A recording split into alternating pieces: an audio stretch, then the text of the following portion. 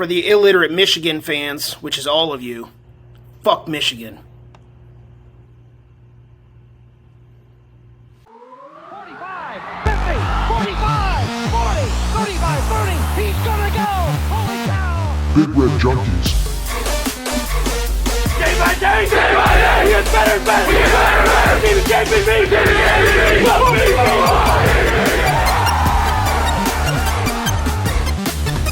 Oh, man, woman, and child, he just turned this stadium inside out.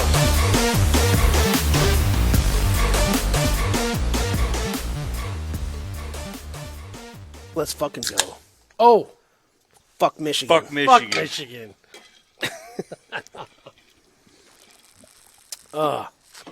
It is. It's good to be down here. We tried to do the remote thing the last episode. For those of you who don't know, my son was born last Wednesday. I have been extremely tired. We did the recap episode. We tried to do it remote. I did not think it went very well. I don't know about you guys. It didn't seem It went like fine an for our show. first. It went fine for our first. Yeah, it was great. Go at it. So I'm not hating on it. So I think the biggest thing about our shows, though, is like we have chemistry when we're together hanging out. Like that's the biggest thing about our show is like, telling me we're just dudes drinking, hanging out. Tell me a 5-second delay is not helpful for the cause. The funniest thing is nobody watching it knew that Yeah, I because saw the way that. that it put it together, and it's really funny because the flow actually was there for the most part, but it was frustrating in the moment. God damn. it was just something we weren't used to. It doesn't mean that we can't do it again and it won't be No. better and all that stuff. It was, But also, We'll continue to do better for you guys. so We didn't like. I didn't like the show that we did. the Fuck Michigan show, we got to all be here together. Yeah, we got to Absolutely. be into this, and we're drinking. Otherwise, I'm We- just drinking in my We, basement. we also Nobody haven't. needs that. I don't think we've drank it all since the Colorado game, or since at least the Colorado recap. So pretty much, yeah. Speak yeah, for it's- yourselves. Well, no, I didn't drink for the Colorado recap because I was oh still. yeah, you were still drunk. I on was the still Colorado. recovering from the Colorado recap. You guys all speak for yourselves. I've been drunk every time on I this show. know. Nope, I don't know. I'm excited about this one. I actually got some sleep last night, so I feel pretty good right now. Nice. And we're having cocktails, like we said. Absolutely. So, what you got for us, Jed, on the old Michigan? I know that you, when Fucking you got Michigan here, Wolverines. when you got here, you said I didn't look up any fun facts about Michigan. But yeah, and then you found made a me good hate one. them even more. Yeah, you found a good one. I did. Why don't you impart some wisdom? So I found this. It says, "Did you know?" I mean, if you didn't hate Michigan already, this is something that should make you hate Michigan. I mean, if because, you're watching, you already hate Michigan. It's fine. but we all hate Notre Dame. So I mean, if you don't hate Michigan, first of all, you're dumb. But second of all, I mean, you need to smarten up. Let's I just hope be I hope real there. Jamie's watching this show. I don't Jamie, really- if you're watching the show, shout out, brother. I don't Thanks know for watching. Jamie, and I really don't care. If you like Michigan, you're an idiot.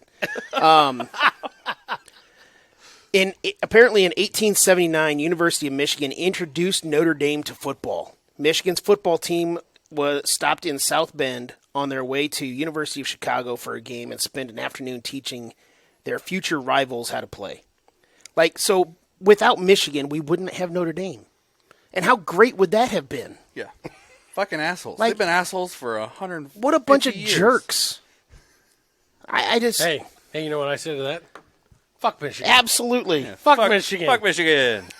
I don't have the Jaeger bottle, but there is Jaeger in here. He's basically doing Jaeger barrels. Yeah. That's what he did for the game, too. Oh. We get out for the game last week. Also, and because it wasn't a Jaeger barrel, that's why he threw the Mountain Dew on the ground?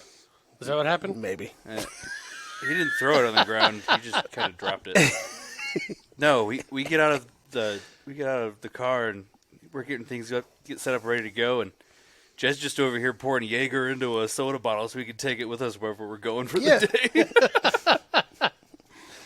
Gotta do what you gotta do. Especially dark soda, so that it doesn't in look Lincoln, obvious. And in Lincoln, I mean, they all know that people are drinking out and course. about, but at the same time, it's not as Bob Wager found out early on in his short tenure. It is not a open container state or city. Nope. They take that shit seriously. So Yes. stick to the soda bottles, folks. Absolutely. Jed's never been caught.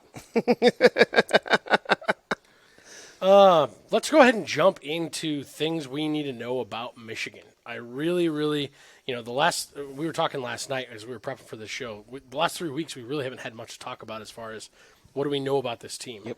That's totally different with this Michigan team because they're so old. Yeah. It was funny actually. I was watching. I think it was Joel Klatt was talking about the Nebraska-Michigan game this weekend. How he thinks it's going to be closer than most people are expecting, but he literally used the phrase. He goes. The thing about Michigan is they're old, and I was like, well, okay, that's fair. They have a lot of guys that have returned, and they've got a lot of guys that have been in that system for a long time. I mean, they have, but they're not as good as they were last year so far. I agree. Do you think that some of that is playing down to their competition, though? I mean, maybe, but they were kind of kicking people's ass last year. I mean, they averaged over 40 points a game last year. Yeah. Now they're at like 30. Yeah. And I know it's early in the season and that stuff can change and all that stuff, but considering the teams that they played, they should have been stockpiling some numbers in these first 4 games. You definitely would think that they would have. I was looking at all their stuff and I was dumbfounded that they're ranked number 2. I mean, I know Kirk Herbstreit put out his top 4 and then the next 2 teams, and I know he had Michigan outside of his top 4, and everybody, of course, freaked out. And it's like they haven't done anything to really warrant be number 2. No. They're pretty much number 2 because of their name and what they did last year. Yeah. Like, I know that they have not played anyone. No one. I mean, these are schools that if I just rattle off their acronym, a lot of people don't know where they are or what they're doing. ECU, UNLV, most people know UNLV, but BGSU. Yeah. And Rutgers. Mm-hmm. I mean, yeah, Rutgers' defense, from what I understand, is pretty decent this year. And Rutgers really did give them, I think I texted during the middle of that Michigan game, I said, this is actually kind of, and Nebraska fans aren't going to want to hear this, but a little reminiscent of what we experienced against Colorado. Our defense kept us in the game for the first half. Colorado was kind of toying with us a little bit, and that's basically what it looked like Michigan was doing. Was they were trying to work some things out, figure some things out. Rutgers' defense finally caved, and the floodgates opened in the second half, so it became a big win, 31-7. But I think it was 14-7 at halftime. Do you guys think some of their struggles came because they didn't have their head coach? Technically, I don't really know. That was his first game back. Rutgers. He only did a 3-game. Well, yeah, but we're not only talking about them struggling against Rutgers. They looked kind of silly against Bowling Green for the first half too. That's true. And maybe some of him not being there on game day did affect that a little bit. I'm not saying that it was 0, and I've been kind of struggling with that the last couple of days setting up for the show, and I've been trying to figure out like what is that? But he was there all week for practice. All he did was miss game. It was literally just Saturday. So how much is that really? They did their weird head coach rotation where everybody got a turn. It was the stupidest thing ever. But I mean, like, when you look at the schedule, though, you can do that. But that's what I'm saying. Like, I get it. If they would have played, like, say, like an Ohio State playing Notre Dame, or even another like quality Big Ten team, or hell, even a Big Ten team, because Harbaugh or was even there, a Big Ten team, because Harbaugh was there for Rutgers. A real Power 5 school, maybe not having Harbaugh would have played a factor. I think you also would have taken it a little more seriously. Yeah, but when that was a self-imposed sitting out. It was self-imposed because of who the teams were. Right. Yeah. You think they would have self-imposed a 3-game suspension if they had Notre Dame in Game 3? Exactly. Or anybody with a pulse in Game 3, or hell, even Game 2, or anything like that? Fuck no, they wouldn't have. The way that you brought them up, again, we've talked about Notre Dame a lot at the beginning of the show so far. Fuck Notre Dame. Well, fuck Notre Dame, yeah. But, sorry, Vegas. I love you. He knows. That Notre Dame Michigan or Notre Dame Ohio State game. First of all, best game of college football so far this year, in my opinion. Phenomenal. It was phenomenal right down to the very, very end. Don't care what anybody says. They do have a superstar stud at quarterback, even if he didn't look it up until that last drive of that last game. It did help that but on that's, that one play they only had 10 players on the field. That's 2 plays. That game right there is exactly the type of game that I think is deserving of a number 3, number 2 spot in the rankings. Yeah. What the fuck has Michigan done to be number 2 other than be good last year? Yeah. It's kind of like Georgia. If you look at Georgia right now, Georgia has not been the Georgia that we've known. They struggled hardcore with South Carolina. They have not looked to turn on their stuff at all. Well, they struggled for half against South Carolina. Georgia looks like somebody took a Ferrari out and didn't take it out of third gear. I agree with you. I don't know. Maybe if I think Georgia's more playing with their food than Michigan is. think so. Yeah. I mean, Georgia's just kind of like, we've won the last two. We can kind of just roll out here and win. Michigan, it seems like it's actually been, I don't want to say a struggle because they haven't given up double-digit points all season. Right. They've scored over 30 points in every game. Like, I don't want to sit there and say that they've been struggling, but at the same time, it hasn't looked like, we talked about their strength of schedule so far this year. Last year, again, they were so much better, and they had just as shitty of a non-conference schedule. They played Colorado State, Hawaii, and UConn to start the season. They scored 51, 56, and 59 points. Yeah. Like, they were murdering the teams that they should murder. That's basically what the score should have looked like this year. And maybe they're taking a different approach. They're just not letting their players off. Maybe. And, they're just kind of taking it easy in these games because they can. But they've looked pretty mortal up until this point. And as much as I hate Michigan and I don't want to give them credit, I'm not saying that this 2023 team sucks because they're good. They're just a very consistent. They're still the number 2 team. They know exactly what they want to do, and they do it, and they get off the field and they go on to the next week.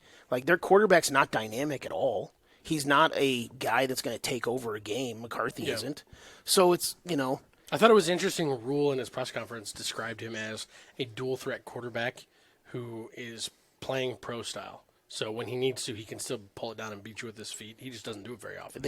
They love to pull the like a 3rd and 1 or whatever, and then they just fake the handoff to Blake Corum, and then McCarthy keeps it, and he just goes off the edge for 5 yards and get the first down. That's one of the plays that we need to watch like crazy for this game. I think some of our closing speed on the edge is going to help with those. Well, we need the guys to stay home too, though. That's the thing. And when Husker speed. but also, I think our closing speed is going to help us. Our closing Husker speed, that's going to help us. But also having the young guys, if Cam Lenhardt's able to come back for this Michigan game, Which sounds like he's been full go all week in practice. But having these young guys, we need to make sure that they know to stay home because sometimes those young kids can be like, go, go, go, go, go, go, go, go, go. And they just want to crash and they want to tackle and they don't stay home. And then the edges are open and then somebody is running down the field for a long way. So we need those guys to play smart football on those edges. Yeah. Yeah, it's very telling when you hear Rule just kind of run down the laundry list of positive things that Michigan does ahead of the time. I mean, he's done some of that for our last few opponents, but he really hasn't done that other than against Minnesota at the very beginning of the year. Mm-hmm. And the Minnesota team is turning out to be dog shit so far. So that makes that or is Northwestern just really it makes good? It makes that loss that we put into them look really that we bad. gave them, you mean? The loss. Yeah, the loss that we gave them, however you want to say it. I was like, wait a second. No, we definitely took the loss there. We gave them a win. We gave them a win, yeah. It's another one of those up-down things that we're dealing with. It's I don't know that we've played anybody other than Colorado that's really tested our defense enough, and like we beat a dead horse already about the fact that we gave them so many opportunities from our offensive side of the ball. So let's jump into what we know about Michigan's offense. It was really funny. I was listening to a couple of trying to catch up on some Michigan news and stuff, and those Locked On podcasts for individual teams. I was Locked On Network, man, they're good stuff. Yeah. And I was listening to the Locked On Michigan podcast and the last couple of days, and my God, that guy that's hosts that show, oof, it's rough. I mean, I texted you guys, he is hilariously delusional, and the hilarious part is not on purpose. It was funny listening to him try to talk about the Nebraska, this matchup where he goes, Nebraska, they've got a good ranked defense. I don't remember what the number was. I guess I can look it up, but I'm telling the story. Like, their total defense is ranked somewhere in the 20s, and, that's pretty good, but, who have they played? And he makes a big, long pause, and he's like, exactly, they haven't played anybody. And then he goes on about Michigan's defense being like a top 10 defense and how great they are and doing all these things. And it's like, you realize that you haven't played anybody either, right? Much less so. Like, I'm not propping up Nebraska's schedule, but hello. Like, you can't sit there and say that, Okay, cool. I mean, he kind of gave us a little bit of credit for Nebraska's defense being ranked where they are, but then he's like, yeah, but they haven't played anybody, so it doesn't really count. But then Michigan's defense, oh yeah, they're great, no big deal. Disregard who they played. Like, well, come on, man. And here's the thing: for those of you that love to jump in the comments and talk about how we're for experts, we're idiots, and all these different things. First of all, this is a fan show. Yes. We are fans. We have a set of headsets and a soundboard and computers and some fun lights, and we have fun talking as fans about Husker football and making predictions and doing things like that. We are not experts. We are not media members. We do not have AP voting rights. We don't have any of that stuff. We don't have credentials to go down to the press conferences and ask the tough questions that everybody actually wants to know about. None of those things. The Locked On Sports Network is very different. Yep. They are considered experts. They are media credentialed people who can go in and do those things. And this guy is a homer. I mean, he went to Michigan, all that stuff. I get all that. I understand being a homer, but, I mean, I'm not going to be a little objective, though, if you're going to actually write yourself up there as or try to break down the game. Like, granted, I understand I'm coming from an aspect of I don't like homers. So, you don't even like Nebraska homers. Exactly. I don't like homers in general. So if I want the Simpsons. If I want to get I've never seen an episode. See? So, if I want to get news, I want to get news on both sides. Yeah. And I'm not talking politics, but I know that's usually what people hear when they say that. But anyway, it was just like, dude, like I came on here to listen to this. His name is Isaiah Hole, by the way. Sure. That's who hosts that. He needs to bury himself in a hole. Locked On Michigan. A hole in the back of his throat. Locked On Wolverines podcast. Yeah, Locked On Wolverines. That's what it is. Yeah, and it was funny. He was doing it like a kind of a mailbag, like people sending in questions in this one. All their shows. So they do one for all the pro sports teams, and then they've tried to do one for all the college teams. The Locked On Nebraska podcast actually just got reignited like this season. It hadn't been around for like a year and a half. Whoever was doing it before, don't know if he just left and they never got somebody to fill the spot or what. The new guy that's doing it, I can't remember his name off the top of my head. I'm pretty sure he's a former player, but it's a good one. Go check it out. He is not just a fan, just like Isaiah Hole is not just a fan. But it sounds like he is a fuck He's or an an idiot. asshole. He's an idiot. But it was funny. One of the people asked a question. Goes, well, with Nebraska, Michigan playing this week, take yourself back to '97, and who do you think wins that between Nebraska and Michigan?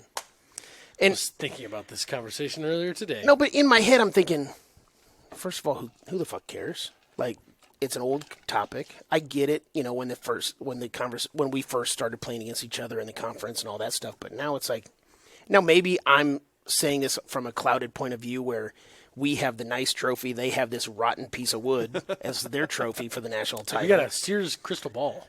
But his response was, and I'm not trying to say that it wouldn't be a good game or anything else like that, but his response immediately was, well, anybody with a rational thought knows Michigan would win that game. It's like, anybody with a rational thought? Like, so here's my anybody thing. with a rational thought would actually like think about it and try to maybe break it down and say, the matchup's this, and say maybe that. It's like, come on, man.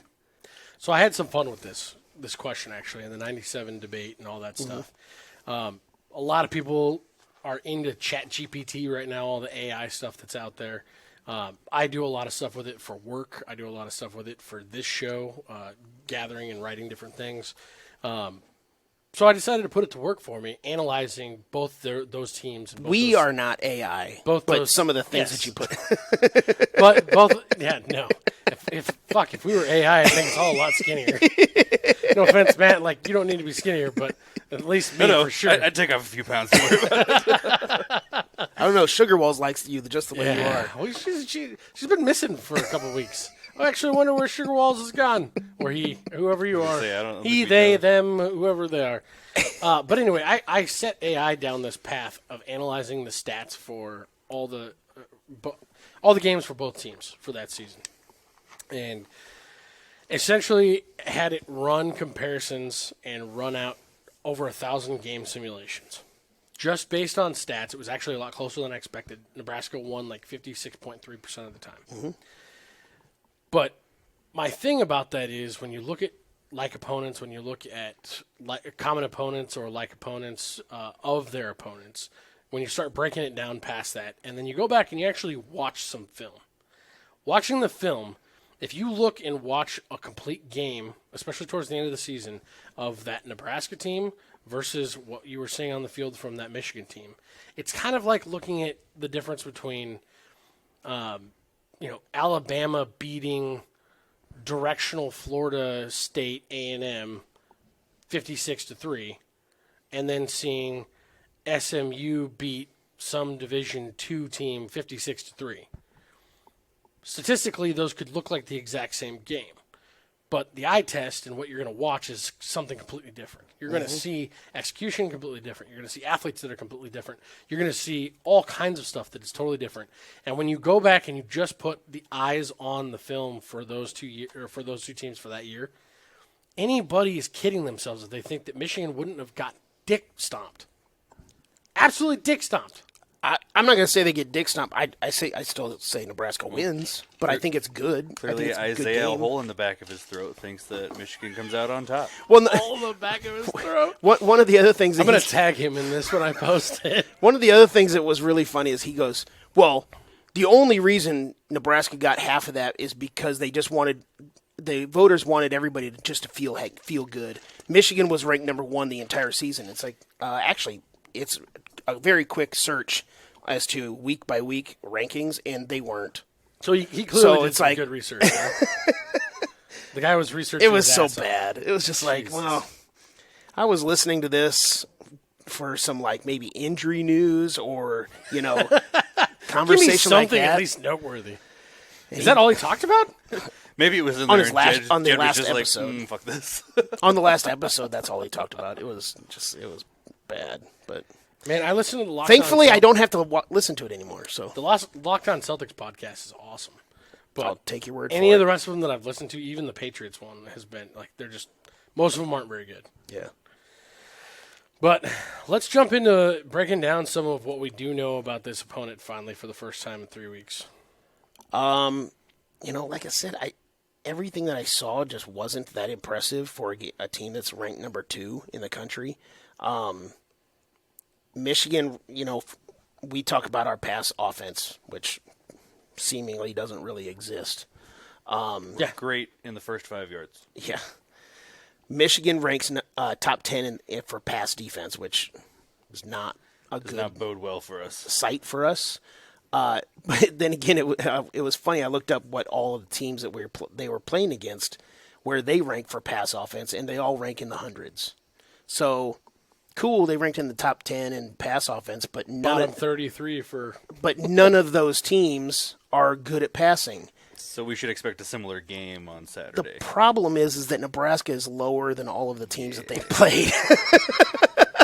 Are we dead last? No, we're Gotta like be close. 120 something, but it was just like, oh well, I kind of was hoping that Nebraska would at least be ahead of some of those teams. Can't have a starting lineman with a 0.0 pass blocking rating and expect you're that good at your pass game. No. Now with their offensive line, though, one thing that I did actually learn on the Locked In Wolverines podcast was that they've been cycling through offensive linemen this year. They're replacing their center and their 2 tackles. Their center and their 2 guards have played basically every snap this year so far, but their tackles have been rotating like crazy. They think that they kind of settled on their 2 tackles after the Rutgers game, but still, through those first 4 games, the tackles have kind of been rotating. If that means anything for their running game, I don't know, because their running game hasn't been anything to, what you would think a Michigan running game, especially with a Blake Corum coming back, should be. When they thought that, preseason, they thought the 2 running backs at Michigan were the cream of the crop running backs in the Big Ten. Last year, Donovan Edwards and Blake Corum combined for just under 2,500 rushing yards. Jesus. This year, specifically, Donovan Edwards through 4 games only has 109 rushing yards. And that's against, he is like doing we talked nothing. about, 4 shit opponents. Yeah. They're not even into the Big Ten schedule other than Rutgers. Yeah. That's why it just makes me wonder if they've actually regressed as a team or if they're just not taking the cap off and going full throttle. Do you think some of it has to do with the clock rules, and because they're running like 12 less plays a game? That was something that Joel Klatt talked about today. I don't remember if it was Joel Klatt. I listened to a bunch of different people, but John Bishop actually talked about it on Sports Mike Contact talked today. about they are the number one team in the country for the most time per snap. Yeah. Number one, and Nebraska's like number 6. And so we're looking at very, very few offensive plays in this game. Yeah. Unless something weird happens and something weird changes. They average like 57 offensive plays a game. Michigan does. You know, And Nebraska has not gone above, I think, 67. Actually, that kind of makes sense. Not to sidetrack away from this, let's come back to this, but do you think after hearing what Marcus Satterfield had to say and how much of a kind of beaten down dog he looked like on the podium on Tuesday, do you think after hearing all that stuff from him, there might be some change to the way that we're running the offense this week? Well, I think there's already changed because, I mean, he specifically said exactly, this is not the offense I thought I was going to be running 4 weeks into the season. Well, he said it's not the offense I wanted to be running. Well, I mean, same kind of going into the season, he had a much different. I guess I just took the way that you just said that was that rules making me run something. Oh, I didn't mean it like I guess I don't think Rule's taking that away from him at all. I'm not getting the exact quote correctly. So You're good. but I'm not either. yeah, you know, they did talk about Ron Brown teaching them the option, basically. Teach them the option. Man, they love to praise him. Yeah. Any chance they get, they love to praise him. Which is weird because they haven't actually run the option correctly once this year. Well, he just Well, hasn't no, pitched it. That's what I mean. I was going to He say, just hasn't pitched it. yeah. And typically when he's kept it, with the exception of I think one time in the last game, he actually picked up some good yardage. No, he kept it every option play this last game. No, I'm saying all of those times that he kept it, Oh, okay. he Also, all but one. Yeah. 4 yards can be good yardage, but if you pitch it and you take that block and then we can get 20 yards, it looks weird right. to run an option that much and never pitch the fucking ball. You're right. You're right. I am thinking one of my predictions, I know we're not this far yet, but for this game is we're going to have at least 2 trick plays, and one of them is going to be one of those sprint option pass plays where you run down the line, everybody's saying option, option, option, and then all of a sudden the quarterback stops, the tight end is free down the middle of the field, and there's a long spoil play. it. Yeah, the Michigan guys don't listen to this. Well, they can't hear anyway, so they can't comprehend what I'm saying because I'm too smart for them. So, So my big thing is, do you think there's going to be any sort of a change to kind of the speed or the Husker speed? not that, not on the defensive side of things. I'm talking about the way that we're coming up to the line, the way that we're getting on the ball, the way that we're moving through our, especially like the scripted drives, first drive of each half. Do you think there's going to be any more sense of urgency to our offense to try and at least keep some of their guys on the field? Because that's the other thing is they're super deep. And if we let them rotate as much as we rotate, and if we're not trying to press on them a little bit and get up to the line, run a little bit of hurry up on them, they're just simply going to wear us down because we don't have the type of depth that they have. Do you think that any of that's going to be a little bit different this week compared to just simply after hearing what Satterfield sounded like? my quick answer to that would be I hope not. Because You hope not? yes, we have our struggles on offense, but we also still have to be us. Like, I agree. to make a drastic change, speeding up the offense like that in Game 5 against a high-quality opponent, just be you.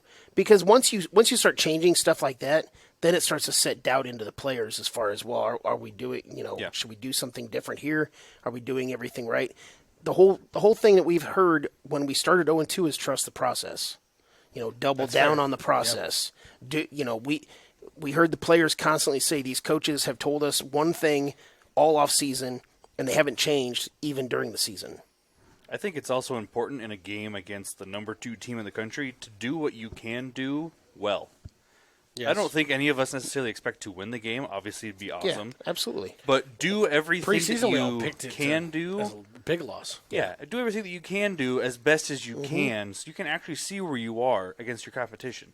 I agree. Yeah. You don't want to start throwing in new stuff to then confuse players even more or change things in a way that you're not going to then continue to do because that's not productive. And you have to find some good things in this game to be productive about. I understand your point in asking the question. Like I said, my first words where I hope we don't. I think we should just stick to what we know, stick to what we do, and see what happens. Well, I guess my big thing on the reason that I asked that is just simply because of the way that he looked in that press conference. I get it. Like I texted you about it right when I was watching it. The difference between the way that he was on the podium and the way that Tony White came up and basically just commanded the attention at the podium, it's night and day. Well, just like what the offense and the defense. You got to like think about how the two sides of the ball look on the field. And I agree with that assessment as far as looking at the two and listening to the two, but also if you go back and watch what them being up at the podium even during the offseason, Satterfield does not look comfortable standing in front of the podium. No, he actually kind of reminds me of Frost. Tony White does. Yeah. So I mean, like, I'm not disagreeing with how they looked, but it's kind of easy to see that in them, considering, like you just said, Matt, as far as how both sides of the ball are playing so far. But realistically, if you compare it to the offseason, they really don't look that much different compared to, Satterfield looked uncomfortable during the offseason. He looks uncomfortable now. I get you on that side of things. More of what I'm talking about is how he talked about this isn't the offense I expected to be running, based on the personnel that he thought he had. So to me, is it really just about the fact that we lost 2 wide receivers?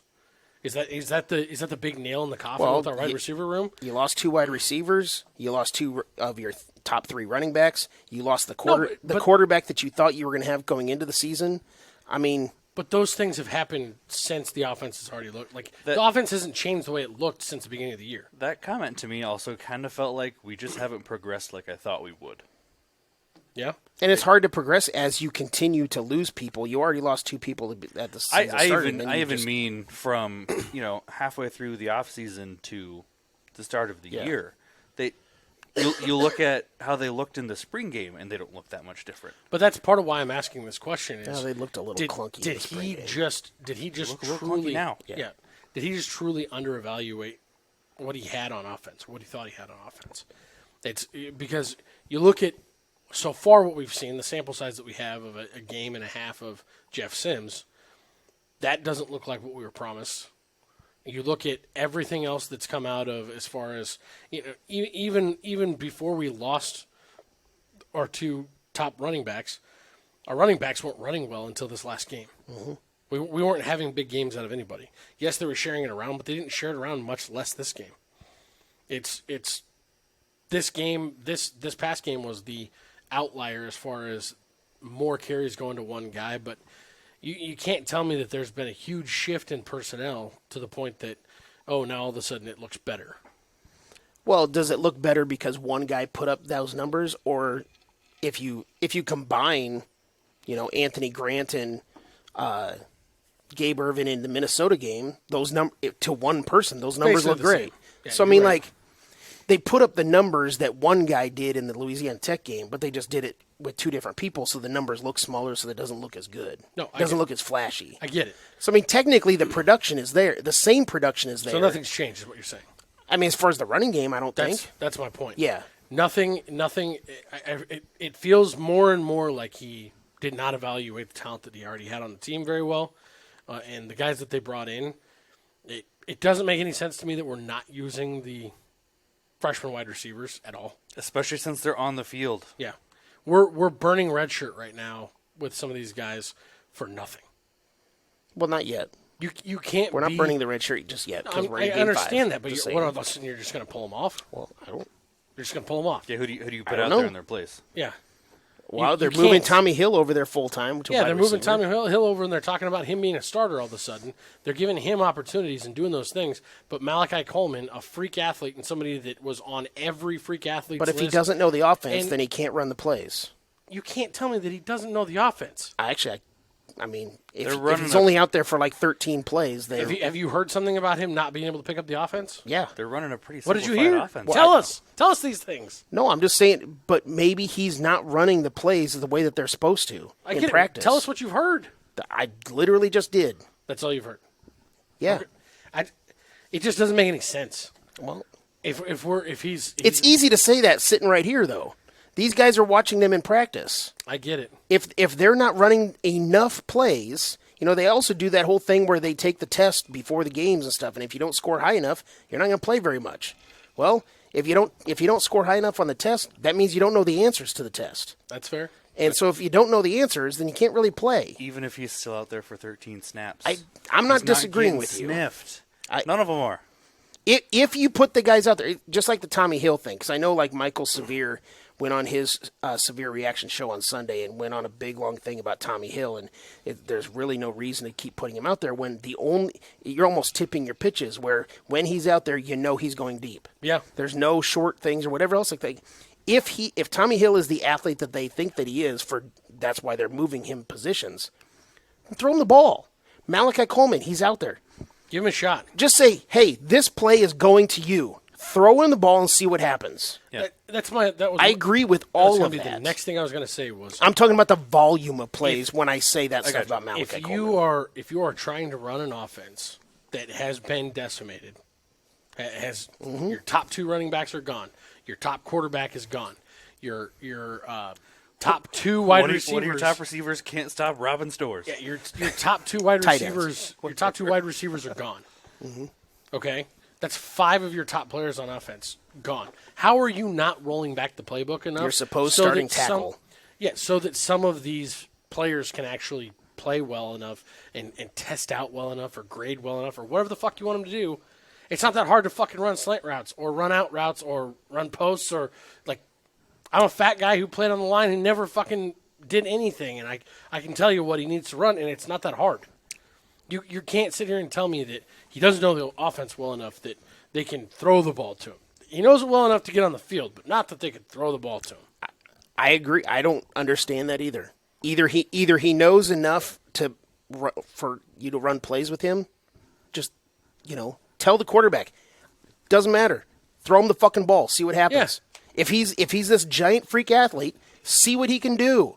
You're never going to know what he can do in games if you don't throw him the fucking ball. 0 targets. Yeah. And I'm sorry, but the way that he shined and he stood out in 2 or 3 practice senior bowls and things like that this past year coming out of high school, and the fact that he was on every single rookie or freshman freaks list and freshman maybe stud player list, all the projection stuff for all this. I'm talking about national stuff. I'm not talking about local stuff. Can't tell me that there's no way you can get him the ball for one catch, one throw. Give him one attempt. Get him out there. Why? Is it because you can't get a quarterback to throw the ball to him? Do you want me to really piss you off with this Malachi Coleman stuff? What are you going to tell me? He's had some throws? No. Oh. I can't say that. We didn't notice that. He's played 18 snaps in 4 games. Only 5 of them have been passing plays. What the fuck is he? So he's a great blocker? So for 5 passing plays where he has not had a ball thrown his way, we are on the borderline of burning a red shirt for nothing. Apparently. For some good run blocking. Like I said, you want me to really piss you off? Well, That's going to be a what the fuck. here's another question for Goddamn. you. Before we're getting into this Michigan stuff, and I know this is a Michigan preview show, and we're fucking who cares? Fuck 40 them. minutes into the fuck show, and Michigan. we haven't Fuck even got to Michigan. Michigan. We have. But here's another question for you. At what point does it seem like grasping at straws when you keep seeing these guys get moved around to different positions mid-season? Like Josh Fleeks going to the running back. Yeah, Granted, that's an injury issue. I mean, so he would have never been moved to an injury running depth back. issue, Yeah. but it's also one of our deepest rooms. Well, Or where we were told it was one of our deepest rooms. what, running backs? It isn't. Yes. Not anymore. With 2 of your top guys being injured, it's not that deep anymore. You still have 3 other guys behind him. Yeah, but and you're going to take 2 guys have a never seen the 6-year field. A 6-year senior that hasn't hardly seen the field either. Yeah. I mean, I just Maybe they're just trying to get him some playing time. and I understand that, and I understand the loyalty to him. He was a guy that had coaching or had playing under him and recruited to Baylor and brought him up here. I get all those things. That's fine, and I understand that his body is that of a running back. But at what point are we going to stop fucking with stuff and just use the guys we have? Well, you got to keep fucking with stuff until something works. Well, they are fucking with stuff. Try other things. They are that using you the guys have. that we have by moving guys around. Most of these moves are by necessity, not by what they want to do. They would have loved to gone through the season and not move Josh Fleeks to running back. So maybe that's what he meant by he doesn't have the offense he thought he had. Yeah, some of it is by force because of two receivers leaving. Then the injuries start to happen, whether it's the quarterback that you thought you were going to have at the start of the season or throughout the entire season. They did have him at the start of the season. Two running backs going down. You didn't have your supposed starting offensive tackle. You had to play a guy that can't block anybody. Things like that. You had a potential who's also apparently been completely healthy for 2 weeks and can't learn enough of the playbook to get it done. I don't know if it's a playbook thing with him. It might just be more of a trusting your body with all the injuries that he's had. I don't know. That's possible. But you have I don't know that they ever really thought Eric Gilbert was going to get the waiver to trust that he was going to get on the field to use him as a weapon, but just in case he was going to have a waiver. In the spring game, he dropped every ball that was thrown his way. He had 2 balls hit him square in the chest, and he dropped them. I'm just saying there's a handful of guys up and down that offense that could have helped this offense, and now that he doesn't have most of them, or a good chunk of them, he does have to adjust his offense. And to me, that's one of the biggest things that I took from him saying this isn't the offense that I thought I was going to be running at the beginning of the year. Something that was encouraging to me in the last game was it seemed like they were really comfortable trying to get Billy Kemp the ball. I think that we need to see even more of that. Yeah, we do. Needs to go. Give him the ball on every play. If he's not, this is Namfito's gonna call you. Namfito calls him now. Calls me during every game. Is your brother with you? Give him the phone. Just give him his number. Yeah, I did last week. He knows how hard I get. I did last week. Maybe he calls you because his hands are busy and he can't answer the phone. Yeah. 2 weeks ago, he called and he was like, "Did Matt just come on your couch?" No, I think getting Billy Kemp the ball is going to be imperative in this game, and I feel like you've got to keep going to Fedoni, and you have to keep him engaged. He seems like a little bit of I don't know if this is accurate or not, but the way that it looked like he gave up on a couple plays in the last game, it was like I don't think that one route that you said it was overthrown on Harbor overthrew Fedoni. I don't think he gave up on that route. I think it was a wrong route, or Harburg thought it was going to be a different route. There was some sort of miscommunication. He missed by a lot. To me, that was a miscommunication on either one. I don't know which one. I don't think it was a give up on the route. Like I made the assumption that he gave up on the route because was it 70 yards past? I said 7. Oh, I thought you said 70. I was like, Jesus Christ. No, I guess I made the assumption that he gave up on that play because of the way Rule ripped his ass when he went back to the sideline. That's why I think maybe he ran the wrong route. That's possible. I don't know. It's an odd time to rip somebody's ass. He had old crazy tongue coming after him. He was like, I don't know what I'm supposed to be running right now. Because I'll do with my hands. When that went over Fedoni's hand or over his head, he kind of looked around like, which one of us fucked up? Yeah, like, wait. See, I took it wrong. I think I took it the other way. He looked dejected to me. He looked frustrated that I would be frustrated if I just no ran the wrong ball route. I was going to say, coming. maybe he was frustrated because he realized he ran the wrong route. And you're right. They do need to get him involved a little bit more. But like you said, we don't run that many plays. No. We just talked about we got to get the freshman receivers involved more. We got to have more running plays. We got to get Billy the ball more. Well, then we're throwing the ball like 17 times a game. Yeah. Well, and we're I running get maybe that. 65 plays a game. It's like there very few plays comparable. At some point, we just got to start seeing players make better plays. Yes. I agree. That's really all this comes down to. We can't have Billy Kemp dropping the ball because he's looking ahead. We can't have Fedoni not coming down with the ball because he's getting hit from some weird angle. Or Alex Bullock dropping a pass. Yeah, that's a big play. And there's things that we already everybody. We talked about this in the hindsight review, but I feel like there were things in that game, just the whole laundry list that you just threw out there. I feel like those things were the type of things that you see in a team that is looking past this current opponent. So I really hope that stuff gets cleaned up and the execution on the small things is better this week. Catching balls that hit you in the hands. Yeah. Ball hits you in the hands, you got to catch it. Yep. It really comes down to seeing how well this team does things that they can do well. That's all there is to it. execute the small stuff. How many years have we wanted that? Just to find out what you do well and do it over and over We're again. seeing the defense do that. Yeah. We're seeing the defense do that. Yeah. And that needs to get contagious. Not like the shitty play on the offensive line has gotten contagious going the wrong direction. Mm-hmm. The that infection execution is spreading. The execution and making fundamental things second nature needs to spread to the offense now. Yep. That needs to happen. I said that a lot over the last handful of years of find out what you do well and just Do more of it. do it again. And get your best players on the field. That too. Yeah. And use them. Yeah. Actually throw them the ball, Malachi Coleman. Throw them the fucking ball. Well, also throw it accurately enough that he has a chance at it. That too. But when you're apparently, I didn't- apparently I you're didn't- doing so much better if you throw it 40 yards past. I didn't quite get Past- to that part of my laundry list, but that was on there. yeah.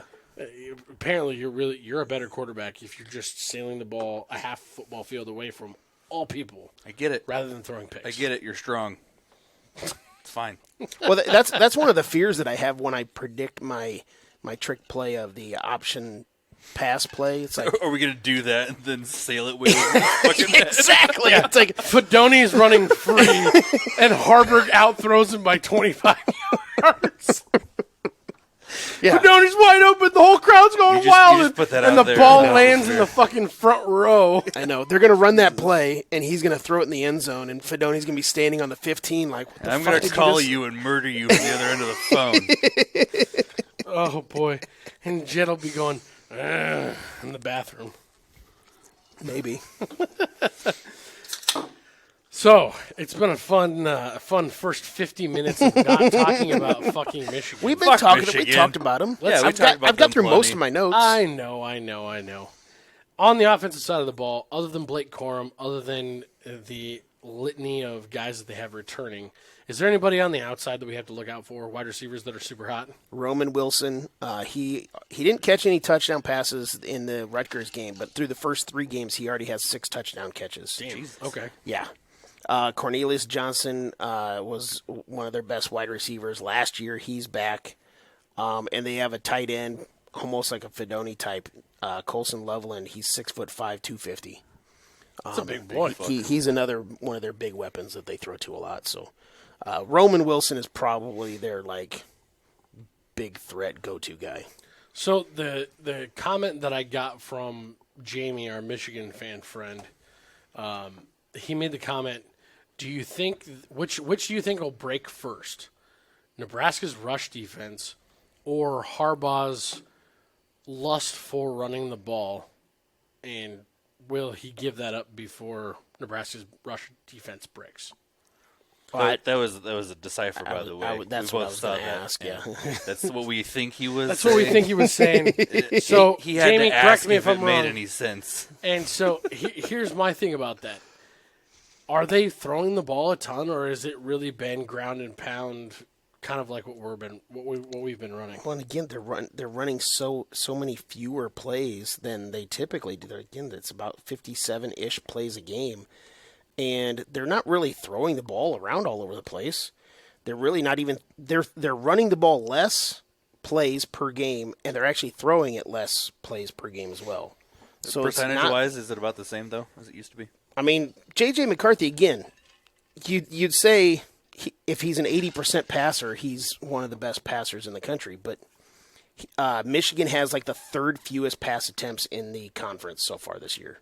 So, they're not even at 100 passes this Do year. you think much of this is a product of the shootout that they got into with TCU and knowing that they need to be able to control the game a little bit more? Oh, I'm sorry. I thought you were talking about the beginning of the year. I was like, they didn't play No, TCU. I'm sorry. No, he went back to... In the playoff last year. Halfway through that, I was like, oh, yeah. Because they were a team that really controlled the clock, controlled the ball a lot of their games last year, and that's how they were super dominant. And they used the run game to do that. But they got into that game with TCU, and it turned into a fucking track meet. And I don't think they were able to keep up with it, and that's the simple reason why they lost. Well, Do you think that has affected the way that they're game planning this year? I think that could play a factor in it. And I also just think that, and I'm not trying to give Harbaugh credit because he's a bitch too. I was going to say, that's giving him a lot of credit to make that Lululemon kind of an wear adjustment. motherfucker. But the thing is, like, Harbaugh is one of those coaches that when there's a rule change, he likes to figure it out just break it down to all holy hell and use it as much of his advantage as possible. You know who that reminds me of? Yeah, I'm ready.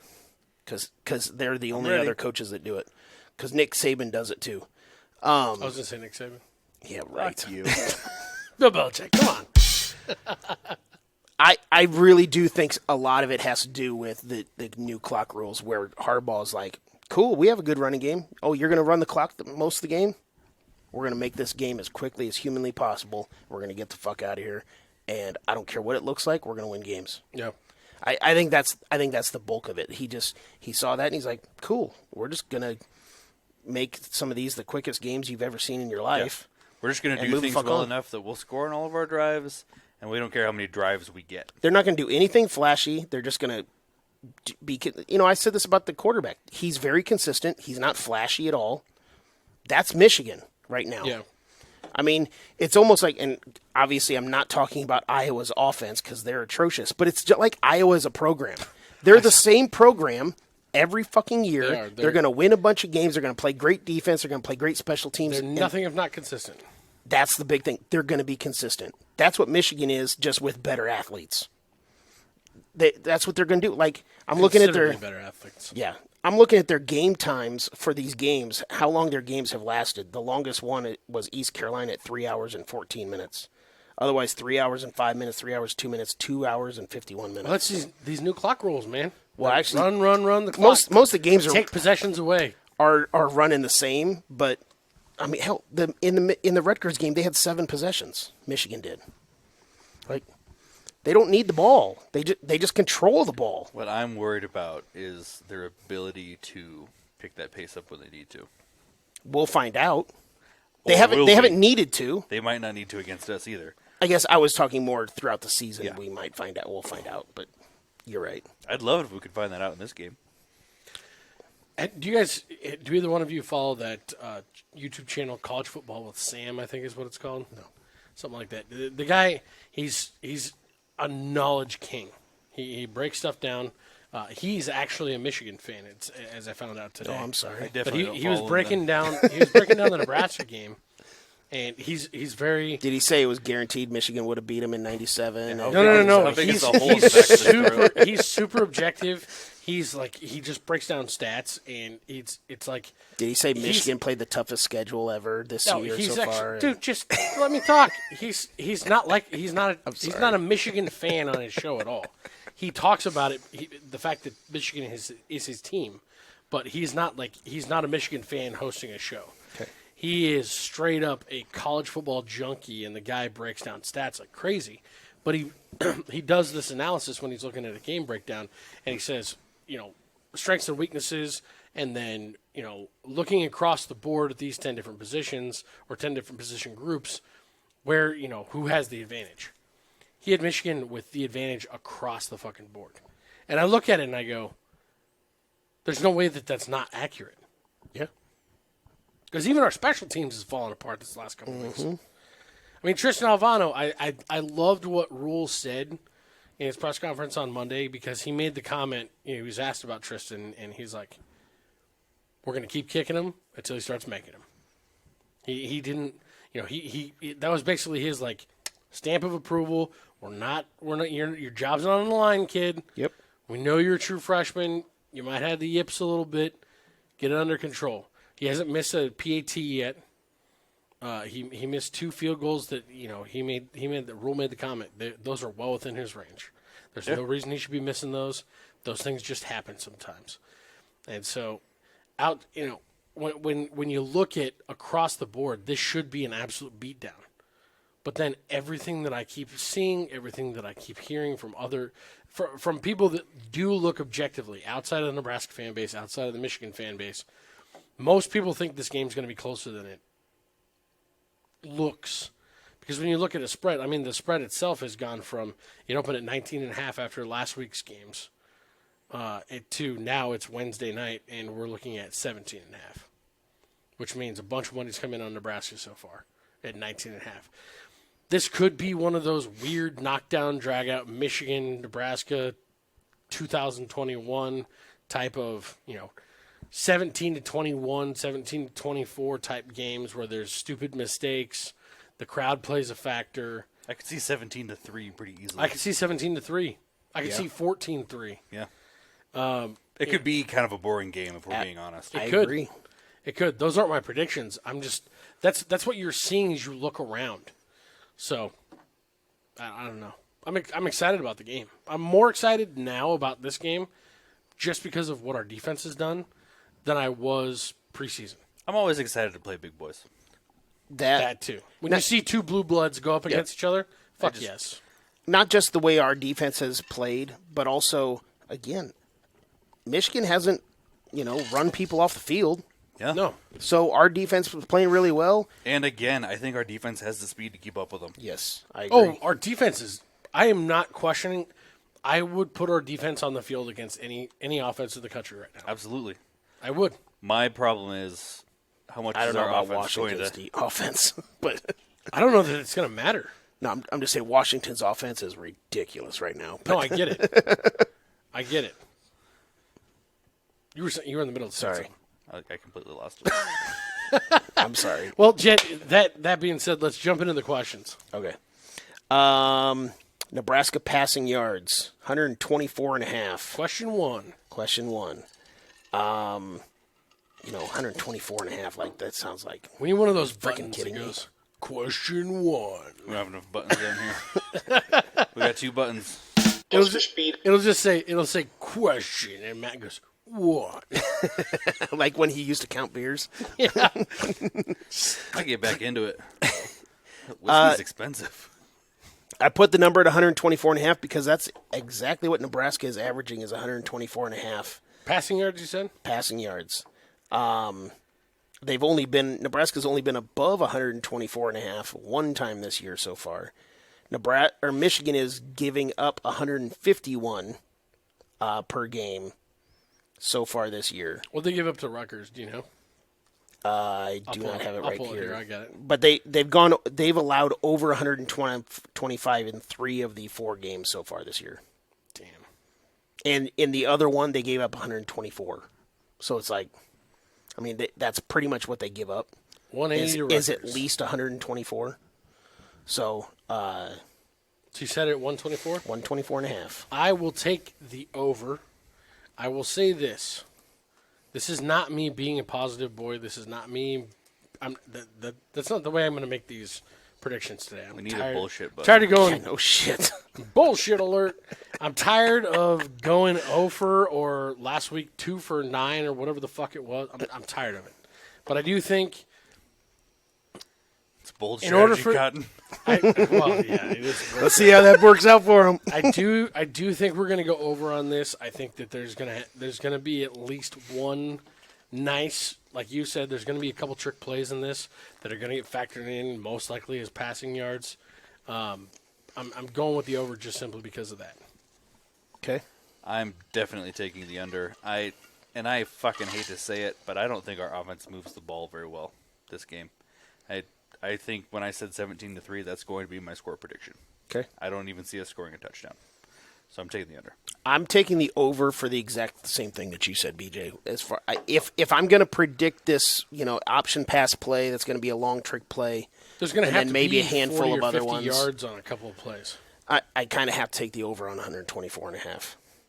God, that's such a sad number, though. I know. It's such a sad passing game. It is. No, but that's Come like on. that's like talking about right, a you're right, Nebraska you're right. Oklahoma passing average in like the 70s. Yep.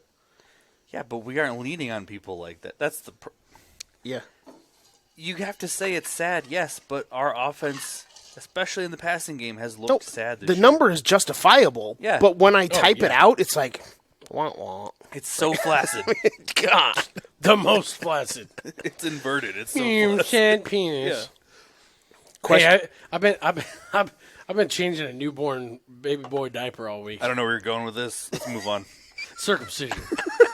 Talk about sad penis. Yeah, no, I don't want anything to do with that. Move on. Quickly. Question You've two. had 3 boys Shut or 2 up. boys. What are you talking about? Question two. Question two. Question two. Question two. With Husker speed. Who will have more missed tackles, Nebraska or Michigan? Nebraska averages 8 missed tackles per game. Michigan averages 7 missed tackles per game. Nebraska forces an average of 9.5 missed tackles per game. Michigan forces 6.5. Michigan's only forcing 6.5. Yep. With 2 of the best running backs in the country. Yeah, but one of them isn't Best doing running shit. backs in the That's country. crazy. Well, that was sarcasm. Oh, yes. Well, coming into the season, they were, but or at least the best tandem. Yeah. Yeah, For sure. yeah. Fuck, you're saying who has more Who missed has tackles? more missed tackles? I got to go with Nebraska. Just simply because of what I said about them having superior athletes at every position group across the entire team. See, I like this. So we're 2 for 2 now, where I can fucking disagree with it. I think Michigan's going to have more missed tackles. I think the only facet of our offense that's going to be good is the running game, Okay. and we're going to see some missed tackles in there. Well, let me ask you about this. Do you think that Nebraska has fallen far enough that we're now a team like a number 2 in the country, Michigan, looks past? No. I don't know who they play next week, but I don't, really. I think we're the toughest opponent they've seen yet this year. I don't, because if they were playing at home, I could see them possibly looking past us. They play at Minnesota next week. so they got another kickball. Our defense gives them a good challenge this week. Yes. I don't think they're looking past our defense at No, all. I agree. That's fair. I will say that Michigan misses the most tackles, and I will firmly admit that this is kind of a homer pick on that one. You don't have a You good hate reason. yourself now? No, I really don't. I mean, the numbers are pretty equal. No, that They really are. But I'm going with the one that says Nebraska forces 3 more missed tackles per game. To me, that tips a scale for me. That's kind of Yep. why. The other thing to think about is the best offensive opponent we've played against is one of our better missed tackle games that we have. Mm-hmm. It's What do we have? like I said after last week. Yeah, we had 14 against Colorado. Against That was Colorado. like the high one. So Yeah, and so when I'm saying, I thought Colorado was one of our lower ones. no. Because remember, we kept missing on Shaduro as he ran around in the backfield. That's right, like 7 on one Yeah. play. My big thing, I guess, is I just don't understand where the focus was this last game for the defense, because we talked about that during the game. It Especially seemed in the like, first half. It seemed like they just weren't there. They just woke up on the wrong side of the bed. They were a little bit lazy. They looked like they expected it to be easy. yeah, And so like the Northern Illinois. I feel like I do feel like the concentration is going to be better this time around. But I'm not changing my pick. I think it'll be Michigan with less missed tackles. no, with more. The question was who will have more. He took Nebraska. Oh, okay. I'm sorry. Oh, who will have more? yes. Nebraska. He took Nebraska. Did he? Yeah. Okay. I took Michigan thinking that it was who will be better in that category. Yeah. I think yeah. Michigan will That's- have less missed tackles than Nebraska. For sure. Question number 3: Who will have more total yards, Michigan quarterbacks or Nebraska quarterbacks? And this is rushing and passing. Just talking about the starting quarterbacks, J.J. McCarthy is averaging 250 yards per game. He had 121 last year against Nebraska, which is really not good considering they kicked our ass. Harburg, Yeah, but Blake Corum ran for 300 yards in that game. well, Looked like a Wisconsin McCarthy game. McCarthy had like minus 8 yards rushing in that game too. Yeah. So Harburg, so McCarthy is averaging 250 total yards per game. Harburg, in his 2 starts, is averaging 260 yards per game. Do we think Harburg's the starter? I do. I'm basing my opinion off of Harburg being the starter. I'm with Jed on that. Oddly enough, the only time that I thought Satterfield looked comfortable and confident and kind of a little bit glowing happy was when he was talking about Harburg and how much fun it is to watch him prepare for games and how much fun it seems like Harburg has truly won over the locker room, won over the coaches from a standpoint of he's working his ass off. Definitely went over the fans. And he's a guy who they talk about this a lot. Rule references it almost every press conference. One play at a time. Can you win right now? And if you don't win right now, can you let it roll off your back? And Harburg is that guy. Rules made mention of it. Tony White's made mention of it. And Satterfield made mention of it yesterday. And every player that came up to the podium after the coaches, they were talking about Harburg preparing for the games and all that, how he prepares. And I just don't understand if the single-digit thing is a fan or is a player voting type deal. It is. How did Sims get that and Harburg didn't? Like, and what shifted so much in a game and a half, other than simply not taking care of the ball? Maybe some of those players just felt like they needed to vote for him because he was the starting quarterback. I don't know. I wouldn't necessarily say that. Maybe some of the other players just deserved it more because, considering like 3/4 of those team players were on defense. That's true. That's fair. Most of those single digits All are but, on three defense. guys. Which is it showed that it's fucking valuable. Yeah. I don't know. That's what I think is interesting. But yeah, I'm with Jet. I think Harburg is definitely the starter. Yeah. Okay. So what's your pick? My pick is So Michigan quarterbacks or Nebraska quarterbacks? My pick Because is- at the same time, my pick if is somebody gets Nebraska injured or quarterbacks. what, My pick is Nebraska quarterbacks. This is not a homer pick. This is because Harburg will run the ball as much as our running backs. That's what I got to pick. Well, if it was running yards, I would definitely take Nebraska. It's Hands rushing down. and It's total passing. yards. Total It's yards. total yards. That's what I mean. Oh. It's just rushing yards, not also passing yards. Oh, I then think- hands down, you'd have to take Nebraska. Yeah. Sorry. Exactly. And so because it's total yards, I'm taking Michigan. Michigan's going to move the ball a Even lot though more he's than we are. averaging less yards per game than Harburg. Absolutely. Cool. I do not think that our offense does well this week. I can't argue that. I'm just not enamored with McCarthy, and I do think Harburg will get some yards. Do I think that he'll get to the 260 that he's averaging in his 2 starts? Probably not. But I think he can get more than McCarthy, so I'm going to take Nebraska. This just feels like one of those games where it's going to be like 2 hours and 45 minutes, and it's old school football, running, a lot of between the tackles stuff. I don't see high yardage from either team, period. No, yeah. But I'm I with see you. Michigan eventually moving the ball better. I agree that I also- don't see a lot of yards by both teams, but I don't see the majority of the yards from Michigan coming from McCarthy. I see the majority of the yards coming from Nebraska, coming from Harburg. I'm actually going to That's why. I'm actually flipping my pick. I just thought about this. Oh, no. Harbaugh is a smart dude, and it is still Is that a joke? it is still a huge eyeballs draw to play Nebraska. And from a recruitment standpoint, from it being a mid-afternoon game on Fox, he's going to want to prove a point. He's going to have an opportunity to prove a point. It's the second week back, Big Ten opponent, big blue blood, even though we're old school. I think that's bullshit, but I see Nope, what you're saying. I see him trying to run up the score a little bit in this one. I don't think he can against our defense. I think they're going to push it up a little bit. I- I'm switching. I'm flipping. Okay. Michigan. That's fine. He can be on my team on this one, but his reasoning is absolutely asinine. I disagree with his reasoning, but said I'm they not have going to to go throw the that ball around a far. little bit. Like, I'm not going to, well, you're a fucking idiot. For You're not going to be able to run up 40 points on this defense this year. You're just not. Then you flip your pick. No, I still think they're going. That's how, and I hate to say it, but that's how little faith I have in our offense to move the ball get it. right now. I get it. Yeah. Especially against Michigan's defense. Yeah. Yeah. I, You already don't have faith in Harburg Nebraska's could offense. have less than 150 total yards Hey, in this game. Let me steal a saying from Matt. I would love to be wrong on this one. Yeah, me too. I'd love to be wrong on all mine this Hey, week, you can't say it if I already said it, man. but I said it first. Well, then don't steal his line. Yeah, fuck you.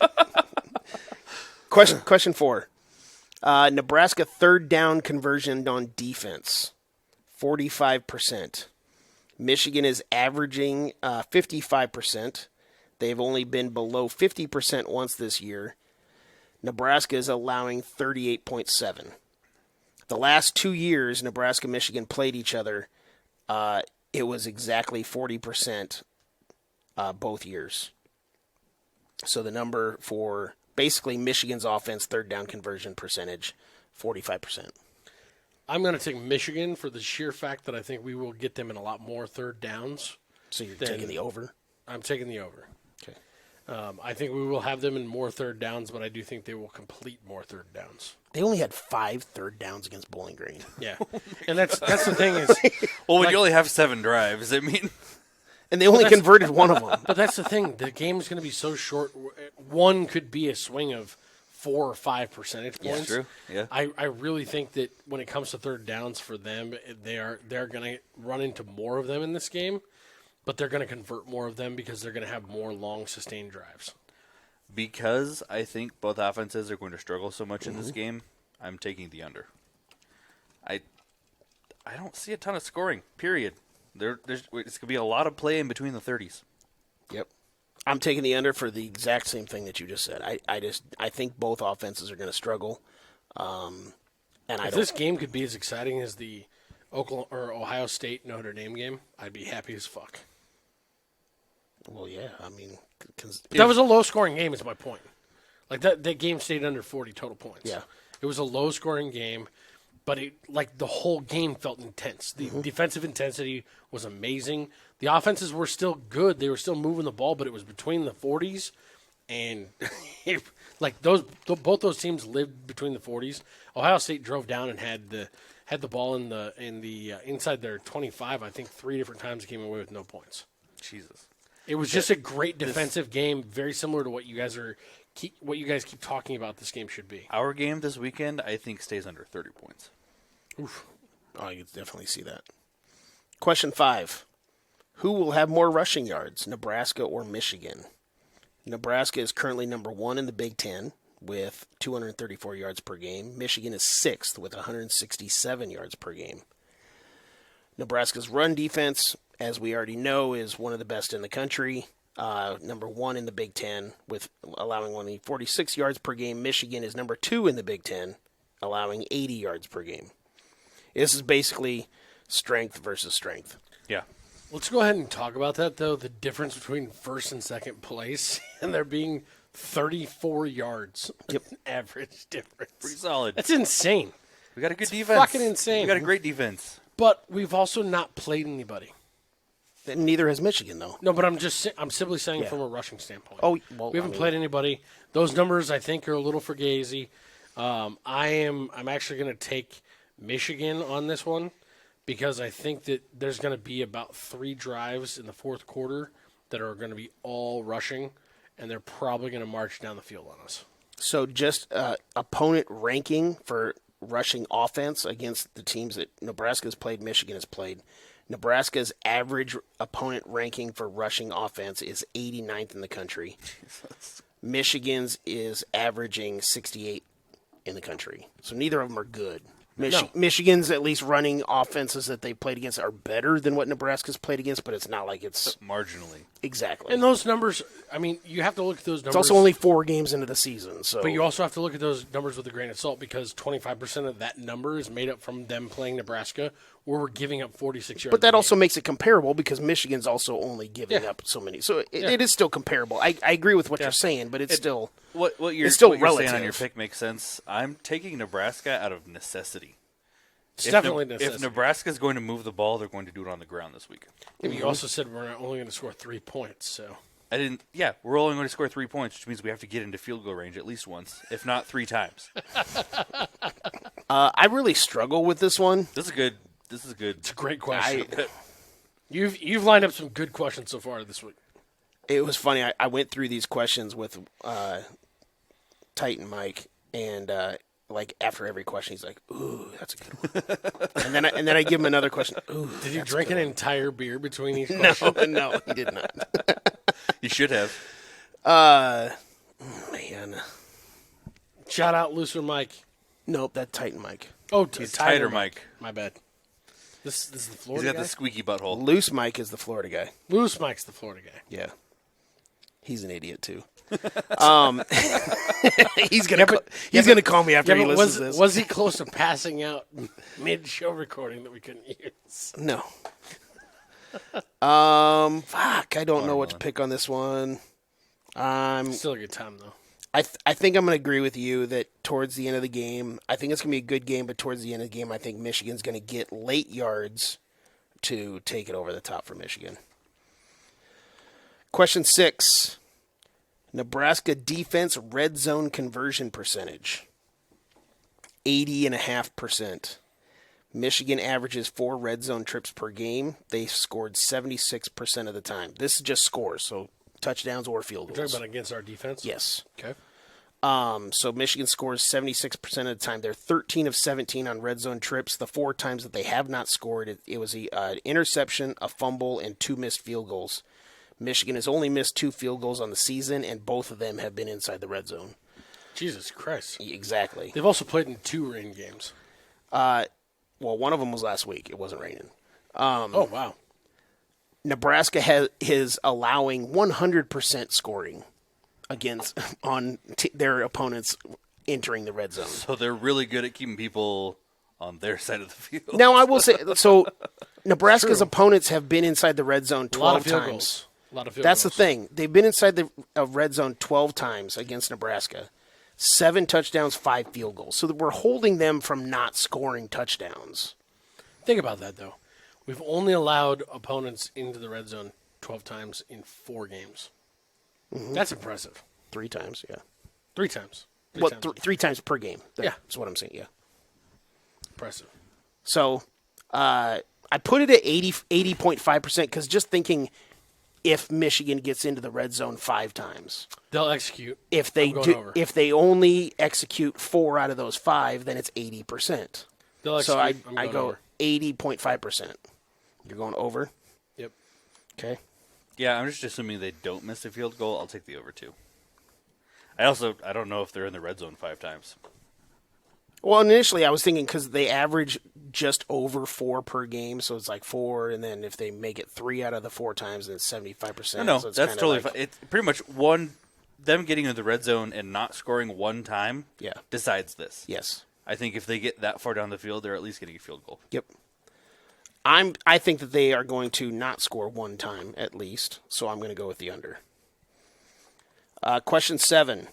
Tackles for loss by Nebraska's defense. I'm putting the number at 3.5, which I know sounds super low considering how our defense has been playing. We average 6.25 per game. Tackles for loss. Michigan only allows 2.25 per game. We have not played anyone with even close to the offensive line. Correct. Michigan has. I mean, Minnesota's probably the closest, and they were not even close. No. So 3.5 tackles for loss. The other side of that is a lot of what we saw last week, especially. It happened a lot 2 weeks ago, but number 1 was last week. How many times did we actually try and rush more than 4 people? It was minimal the last 2 games. It was like 2 or 3 plays last game. I can't remember, and a lot of it was rushing 3. So I think that a lot of that was trying to see, hey, how much pressure can we actually get on these guys just rushing this? Let's really try and hone in on our pass coverage. Let's really try and hone in on our back end. What are we going to do? I think in this game, in order for us to have a chance, we have to be in the backfield. Mm-hmm. We have to be very present behind their line.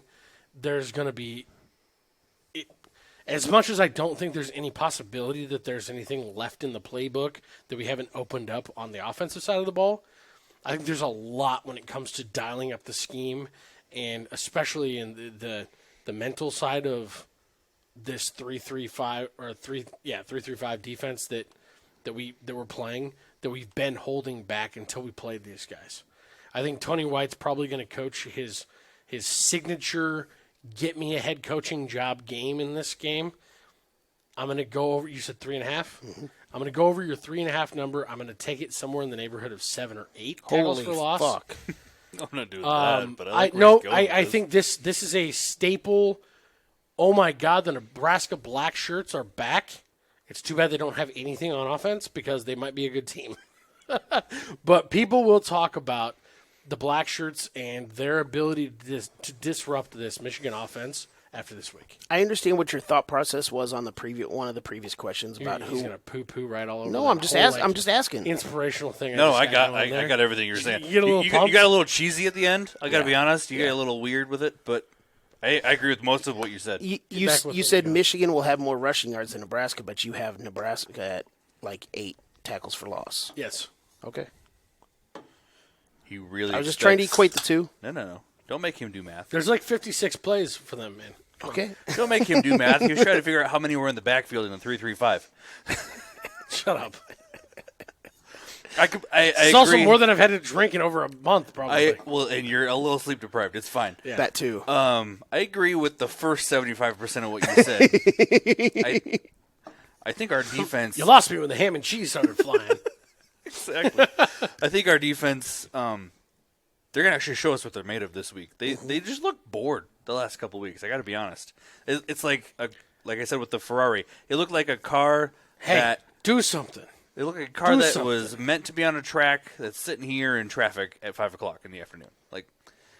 And so I think we're going to see a lot more, 6-2 type schemes come into play where maybe we aren't bringing all 6, but we'll bring 5 and they don't know where they're coming from type stuff. The 3-3-5 is so fucking confusing for most teams. I don't think confusion's going to be the big thing in this one. I think it all comes into play. This is going to be, we do have big boy athletes. We do have big boy players on that side of the ball. All of it. I think you're running stints. I think your schemes are confusing. I think that our defense comes in and blows some shit up this week, and I'm taking the over. I am taking the over. I'm not trying to say that there's... I'm going to book a Hutmacher sack, too, by the way.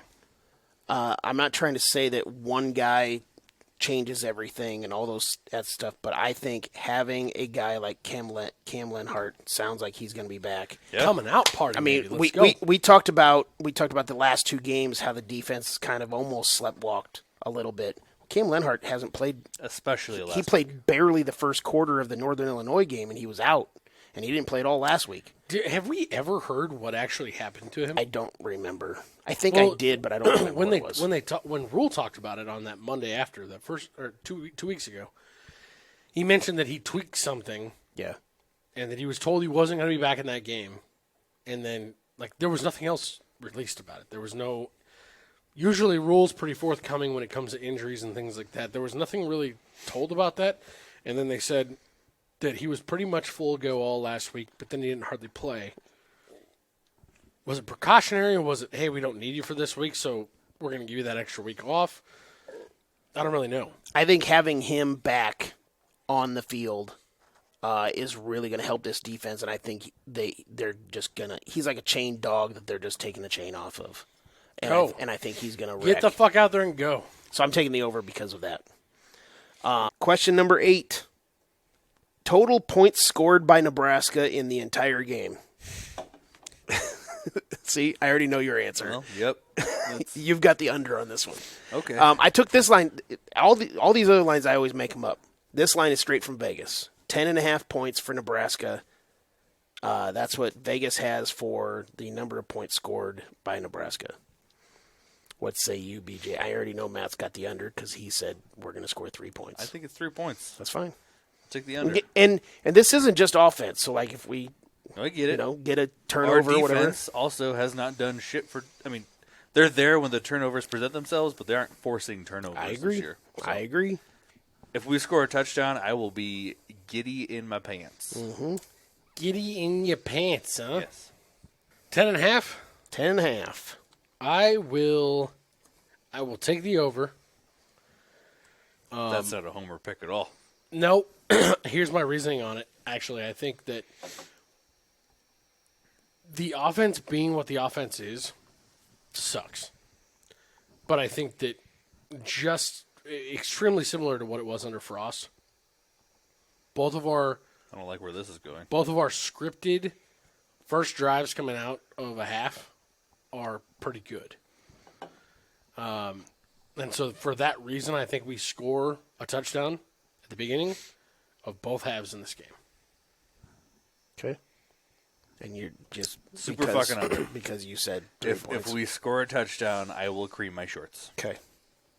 I'm glad I'm not watching the game with you then. I'm taking the over, not because of the Can I homer. borrow a pair of shorts this week? I'm taking the over because just like I'm predicting 2 trick plays, I think we score on at least one of them, and I think we can score, hell, even just 2 other field goals other than that. You're basing a lot on 2 trick plays. Well, I think we score on one of them.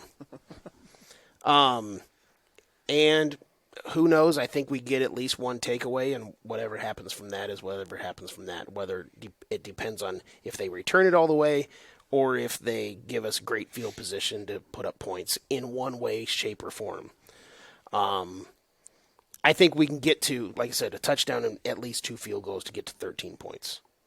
At least.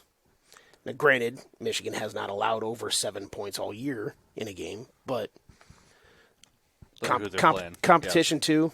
So Competition's big. Now, Rutgers is the best offense they've played. yeah, this more than any other time this season, I would love to be wrong on, obviously. But I just don't see it happening. And this is one of those prove it moments big time for our offense. I get that. Yes. I get that. I think it's a bigger prove it moment for our defense, but in this, Well, that game, has nothing to. Well, you're right. They could. it has nothing to score. do with this question. I'm huge talking more about prove-it. the game in and of No, itself. but you're right. It's a huge prove it moment for our defense. Yeah. Because we really, I mean, Colorado was our only major offensive test, and we withered at the end. A lot of that had to do with the positions we put our defense in. But if our offense plays a clean game, if we see an even turnover margin in this game, there's no excuses then for our defense. If we get I beat think up. our defense is really solid for 60 offensive plays. Sure. I also Which is That's all we all we're need going to have to against see. Michigan. That's my point. If that's all we have to see, it's going to be a super low scoring game because I don't think our offense. While I kick this up, go look up how many plays Colorado ran against us. Because what I was going to say is like this. 100. No, I bet it was closer to 80. 80 offensively. 75 to 80, somewhere in that neighborhood. But yeah, offensive plays against us in the Colorado game. But the line on this went, like I said, it came out at 19.5 after last Saturday.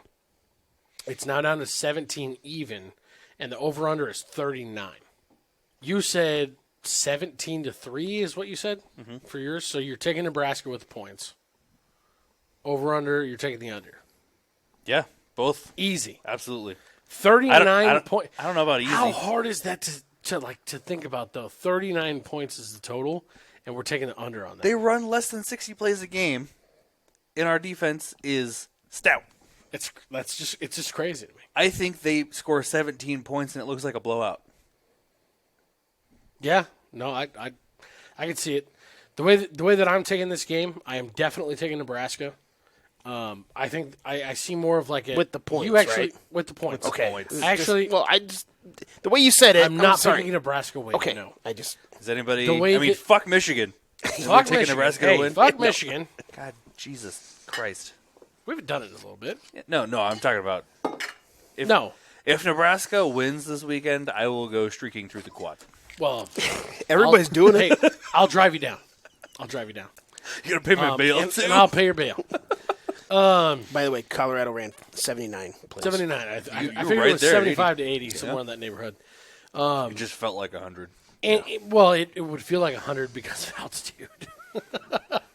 But no, I think you're right. The way the defense is going to hold up, I still see them getting those maybe a late score or two, where it's just kind of like, God, we've worn them down. Maybe we'll get a late score. I was gonna say, I feel like if anything, we get a late score in this game. Yeah, I'm seeing more of like you actually hit the number on the head that I was thinking. 13 points for Nebraska, maybe 2 field goals and a touchdown. Maybe like 21, 24 points for Michigan. I see the over-under being a good number. That 39 points even, I think is going to fuck some people. There's going to be a lot of pushes in this game. Vegas is going to get some of that vig, but yeah, I'm going to call it a 24-13 Michigan victory. 11 points on the board. I think, and I said I think this is a prove-it game for our defense. But I also, if our defense happens to shit the bed, whatever shit the bed might actually mean, that doesn't necessarily mean that there's just a big avalanche or anything else like that. But if the defense doesn't play up to what the standards have been so far this year, to me, that's not a referendum on the fact that the defense has been a fraud all year, because it's still also Michigan. So I can It's still the number 2 team in the country. That's one thing nobody's giving credence to is this is the number 2 team in the country. Well, we kind To of some already people, said yeah. that it's a little bit of a fraud number 2, but they're still a top 5 team. Yeah. At minimum. I mean, I might not think that they're the second best team in the country, but it doesn't mean that I think that they're the 50th best team in the country. They're not Colorado. They've maybe not been the second most impressive team in the country. But there's also nothing to say that they aren't the number 2 team in the country. We don't know if they've actually Regardless, gone that full number bore or not. Exactly. Regardless, that number is right next to their name right now. And so the number 2 team in the country is coming into Memorial Stadium in Lincoln to play Nebraska in a very, very down state. Mm-hmm. And if we can cover the spread of 17, that sounds weird to say, but it feels good. Mm-hmm. I think that. I think. And I don't No, mean, you're good. I don't You're mean to good. stop No, you. you're good. You're good. But you said I don't know if it'll be an avalanche if the defense breaks. I think the way that I see this game going, we're gonna give up way more on the rushing side of the ball than we have been expecting. Absolutely. If the dam breaks, if we're not as good as what we think we are, I see this being kind of one of those eye-opening Wisconsin type games where they embarrass the shit out of us on the ground. I don't see that. No, I'm at saying all. if the dam breaks. I'm not saying it's going to happen. I'm saying if the dam breaks, that'll be the part that breaks bad. I'm going to tell you why I disagree with you. I think Matt Rule has instilled a much better mental fortitude on this team than we've seen in the last 2 coaching cycles. I agree with that. But the first time we got embarrassed the fuck out of, rushing-wise, on the field by Wisconsin was against Bo Pelini. It was not even one of the last 2 weak-minded fucking coaching staffs. Bo Pelini was an all-or-nothing guy. That's fair. I will also say that one of the things that we have been wanting from a Nebraska program for many years, and this isn't just the last coach, is Run the damn ball. We want a team that, especially early in the games, when they get punched in the mouth, they don't just go run in the corner. Exactly. I don't see that in this team. Especially not in this defense. Exactly. I don't see that this team gets punched in the mouth and they just wither and die. So I don't see a scenario where even if Michigan gets a shit ton of yards, and again, shit ton could be 150 because that is a shit ton compared to what we've been giving up. Yeah. I don't see us getting punched in the mouth and us not responding in one way, shape, or form. So I don't know a scenario where the dam breaks. The team cares much less about their percentage than we as the fans do. Yeah. The team cares about what's coming next. Most of the time when the dam broke, it was because we just ran away because we got punched in the face. Not necessarily because of what the other team was doing. I don't to disagree us. with you at all. And you actually just made me think of something. And I'm going to give this to Heinrich Harburg because I was not very nice to him on our Oscar Hindsight I don't know where episode. this is going either. I don't think he's a good passer. I don't think he's a very good quarterback. I think he is a I think he's not phenomenal. a good passer. I think he's a phenomenal stand-in guy.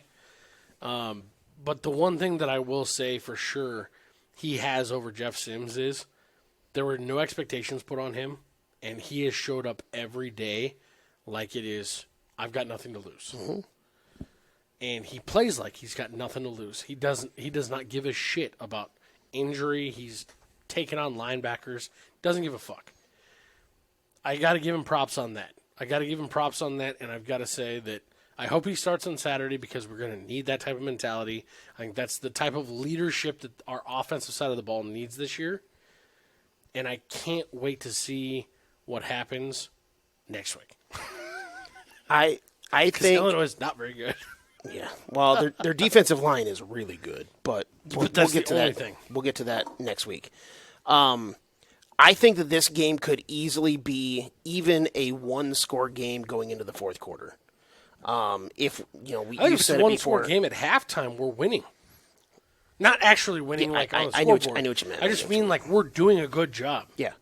I think it could be a scenario with you kind of said it where Michigan scores 1, maybe 2 late in the fourth quarter and makes this score worse than what it looked like the entire game. I think it can, and I'm going to predict that it will be at least a single digit, maybe a 10-point game going into the fourth quarter with us having some semblance of a chance where we're like, you know what? If we get a ball that bounces our way, then we're in this. I think we do play a clean game, mainly because Harburg is going to be our starter. Not necessarily because of Harburg in and of himself, but we see Satterfield has called a different game when Harburg is in the game. So I think that game plan is going to be a little bit better going up against Michigan. I keep wanting to say Minnesota for some stupid fucking reason. Maybe because I just hate saying the word Michigan. But Because fuck Michigan. exactly. Hey, fuck Michigan. Let me get my cap off. Why do you keep putting it down there? Because I just do. He doesn't want it to look like he's fucking. For anybody that just clicks through this, it's like, oh yeah, cool. Cute. Jed was drinking A&W. Nice work. They got an 8-year-old out there. Didn't even doing buy Barks, you podcasts with him. motherfucker. That thing is like 3/4 Jaeger. That a boy. But I think this is a lot closer. You kind of talked about a lot of people nationally are saying this game is going to be closer than what the spread is. I do think we cover Well, the people spread. that don't want to shit on Nebraska. Yeah. It's amazing to me the talking heads at ESPN that just want Nebraska to be in the dumps forever. Oh, yeah. It's like they want that clickbait of Nebraska's fucking terrible. Yeah, they all Kick them while they're down. They all grew up in that time. They all wanted Nebraska to be terrible 20 years ago. 25 years ago. Fuck. Whatever, yeah. I think this game is much better than what even we expected at the beginning of the season because we didn't know our defense was going to be this good. That's the biggest surprise to this point in the season. I don't know. I think Michigan maybe gets to 20. And again, we get to 13 or 14 points. And, yeah, we cover that 17 and a half, 19, So 18, you're taking whatever. Nebraska with the points Yes. and the under? I don't know. What was the over-under? I did. 39 I was and a looking half. up the 39 even. Both numbers are 39 even right now. Yeah, One I of mean, the weirdest things I've seen. if I'm going both low, numbers are if even. I'm going There's low still a lot of money 20s going. and 13 or 14 points, then yeah, I'm taking the under? Yeah. Quick question for you before we wrap. What if Nebraska comes out and punches them in the mouth? What if Satterfield does what I said and goes way off book and just starts running some weird shit? We're talking like 1% schemes type here because Yeah, because I see a less than 1% chance of that happening. because we got a guy at the helm, like I just said in Harburg, that has nothing to lose. Let's try some shit. Let's throw some weird shit out there. And maybe it's 14-0 Nebraska going into the second quarter. Well, What do you think that game ends up looking like? not just us punching them in the mouth offensively against their defense, but McCarthy has shown when he plays bad, he plays really bad. Yeah, like what if we come out and What if our defense punches him in the mouth? punches him in the mouth, fumble 6 or something like that right off the bat, and then the offense comes out, first drive of the game, and it's 14-0. How do you think that game ends up? Especially being at home and that crowd gets... How do you think that game ends up? Because that crowd's going to get loud as fuck. And we all know Memorial Stadium in Lincoln can get one of the loudest places you can play. I think in that scenario, that game ends 17-14 Nebraska. That would be fucking fun. that would be so much fun. But I don't think that's... Hey, you guys are dicks. No, I don't think it's going to Yeah, happen. yeah. I'm not saying it's Goddamn going to happen. assholes. I'm saying, what do you think would happen if we did come out and punch him in the mouth like that? Like, is this a I shit my Lululemons by Jim Harbaugh type of moment?